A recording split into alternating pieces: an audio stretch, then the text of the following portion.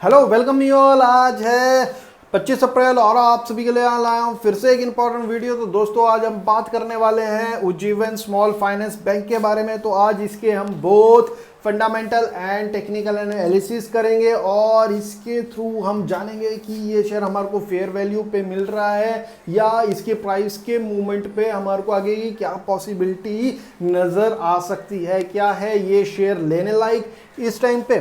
तो वही बात को करूंगा आगे कंटिन्यू। तो सबसे पहले फंडामेंटल एनालिसिस में आपको मैं मार्केट कैपिटल शेयर करना चाहूँगा।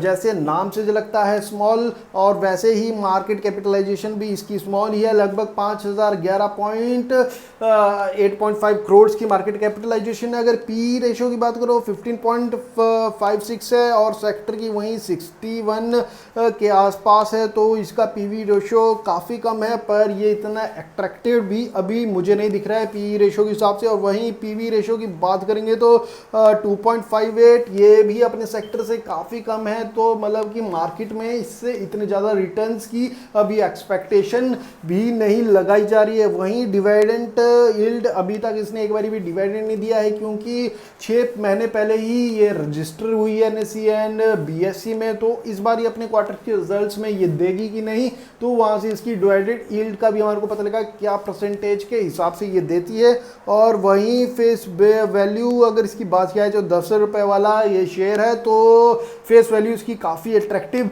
है। तो वहीं अगर हम बात करें इसके पिछले 6 महीने के, तो जहां सेंसेक्स लगभग 24% के हिसाब से करेक्ट हुआ, वहीं ये share Ujjivan small finance bank लगभग 46% की रेट से टूटा। तो मतलब कि सेंसेक्स के ऑलमोस्ट रेट डबल हमारे को गिरता हुआ नजर आया। वहीं अगर एक मंथ की बात करें तो पिछले एक मंथ में सेंसेक्स जहां 17.44% की रेट से बढ़ा, वहां ये मात्र 16.90% की रेट से बढ़ा। लगभग साथ ही साथ तो गिरा तो डबल रफ्तार से था, पर जब मार्केट में तेजी आई, सेंसेक्स में तेजी आई, तो उसी रफ्तार से जिस रफ्तार से गिरा था उससे वो उतने ही रफ्तार से वापस नज़र नहीं आया चढ़ता हुआ। तो इसके चार्ट्स पे एक तो ये साफ नज़र आता है कि तेज़ी इसमें इतनी ज़्यादा अभी नहीं है जितने इसके सेक्टर्स और सेंसेक्स में दिख रही है।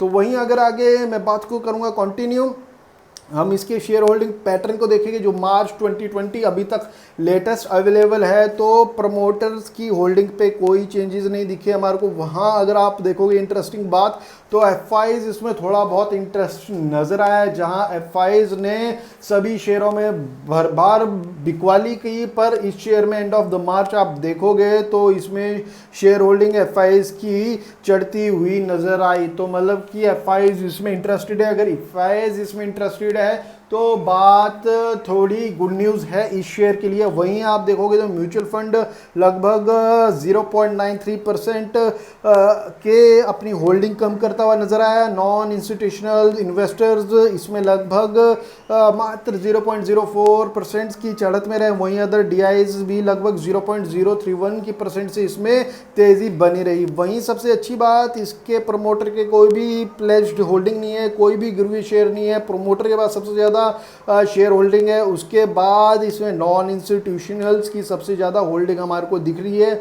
वहीं अगर बात करेंगे इसके पिछले कुछ रिजल्ट्स की जो अवेलेबल है लिस्टिंग से पहले की भी हमारे पास रिजल्ट्स है, तो हम देखेंगे तो सितंबर अगर क्वार्टर टू क्वार्टर बेसिस बात करें तो नेट प्रॉफिट में हमारे को डिक्लाइन दिखा था, पर अगर हम ईयर टू ईयर बेसिस पे बात करेंगे तो इसमें एक लगभग डबल जंप हमारे को इसमें देखने को मिला था।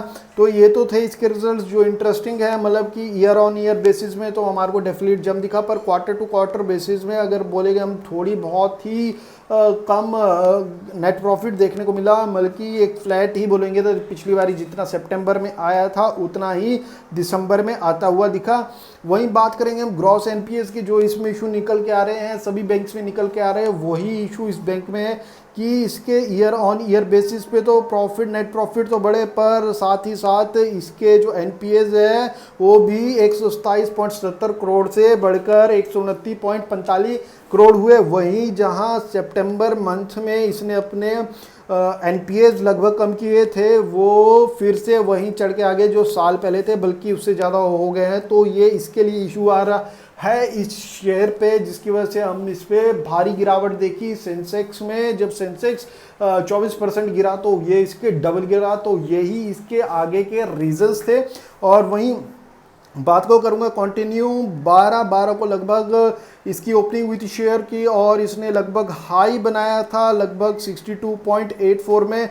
उसके बाद एक रेंज में लगभग 50 रुपए से लेकर एक रेंज में जो 60 के रेंज में है, ये इसी में ही ट्रेड करता हुआ हमारे को नज़र आया up till the March of mid में। अगर हम देखोगे आप मार्च के स्टार्टिंग और फरवरी के मिड में अगर आप देखोगे तो यहाँ पे ये इसी रेंज पे हमारे को ट्रेड करता हुआ नजर आया। उसके बाद इसमें काफ़ी ज़्यादा गिरावट रही और शेयर का प्राइस लगभग इसने टच किया 43 रुपीज़ 35 पैसे के आसपास इसने हमारे को एक टच करता हुआ लो बनाया। उसके बाद इसमें थोड़ी बहुत हमारे को अभी करंट में रिकवरी देखने को मिली, पर लास्ट 4 दिन में हम देखेंगे तो फिर से ये डाउन ट्रेंड बनाता हुआ नज़र आ रहा है। तो अभी लगभग ये अपने 20 डेज़ के सिंपल मूविंग एवरेज से ऊपर काम कर रहा है, और अपने 50 days moving simple moving average जो इसकी है वो लगभग 39.16 के पास है, और इससे नीचे ट्रेड करता नज़र आ रहा है।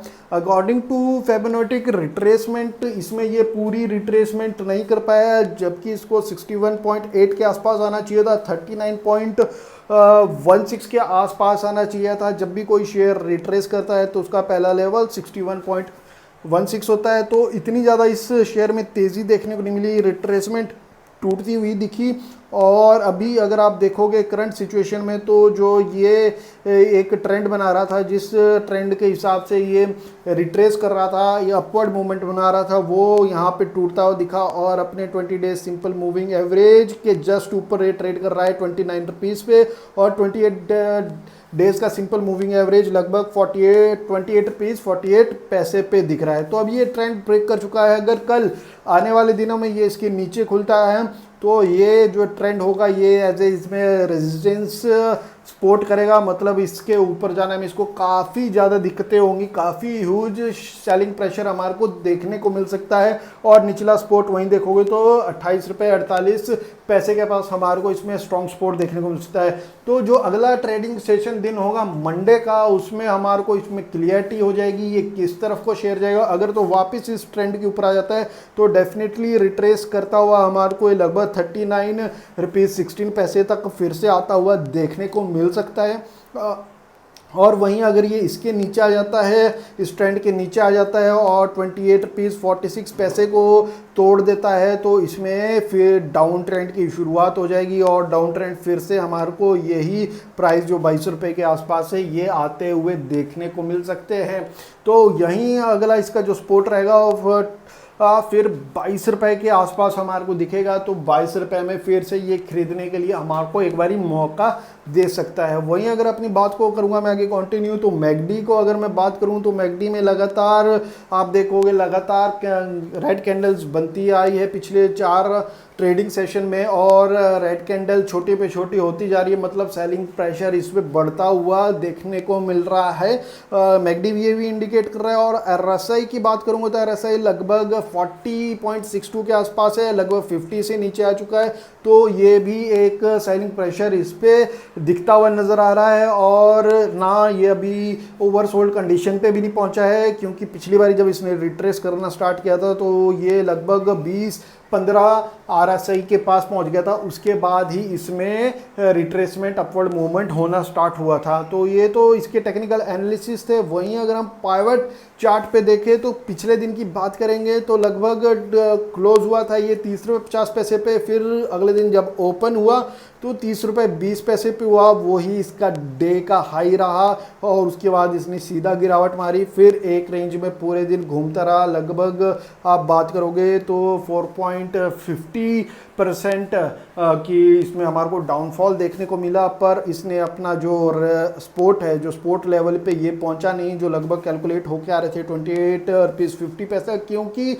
उसके पास इसके 20 डे सिंपल मूविंग एवरेज है और वहीं इसकी ट्रेंड लाइन भी है, तो वहाँ इसको थोड़ा बहुत सपोर्ट मिल रहा था। पर अगर वो सपोर्ट टिक नहीं पाया तो डेफिनेटली हम ये सारे सपोर्ट्स ध्वस्त होते हुए देख सकते हैं। वहीं अगर अगर हम इसकी बात करें डिलीवरीज की, जो 24 तारीख हुई थी, तो आप इसमें सरप्राइज हो जाओगे, 70% डिलीवरीज उठाई गई है। तो मतलब मार्केट इसमें इंटरेस्टेड दिख रहा है कि 70% अगर गिरावट हो रही है तो 70% इसमें डिलीवरीज ले रही है, मतलब इसको लोग बाय ऑन डिप में खरीदे जा रहे हैं। तो ये किसी भी रिटेल निवेशक जितने उसमें फंसे उनके लिए अच्छी बात है कि इसमें मोस्ट डिलीवरीज हो रही है, 70% अच्छी खासी डिलीवरीज है, मतलब कि इसमें इन्वेस्टर इच्छुक है कि इसको, अगर मार्केट में अभी प्रेशर है, इसको लो भाव में खरीदो और आगे आने वाले टाइम में ये डेफिनेटली एक अच्छा शेयर रिटर्न देगा। तो मुझे भी ऐसा कहीं लगता है कि अगर ये अभी डाउन भी जाता है तो हमें इसमें इन्वेस्टेड रहना चाहिए।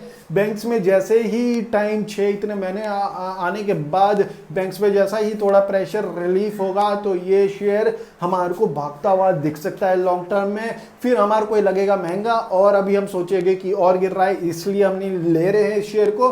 तो मुझे ऐसा लगता है दोस्तों आपको इस शेयर पे डेफिनेटली नज़र रखनी चाहिए। ये कैपेबल बैंक शेयर में से है, स्मॉल फाइनेंस में से है, जो डेफिनेटली लॉन्ग टर्म में एक अच्छी ग्रोथ दिखा सकते हैं। तो दोस्तों अगर वीडियो लगा हो अच्छा, please support, subscribe the channel, like कीजिए वीडियो को यार, मोटिवेशन मिलता है। कमेंट सेक्शन में अपनी क्वारीज पूछिए, डेफिनेटली मैं रिप्लाई करूंगा, मेरा जॉब बनता है। And thank you for watching the video.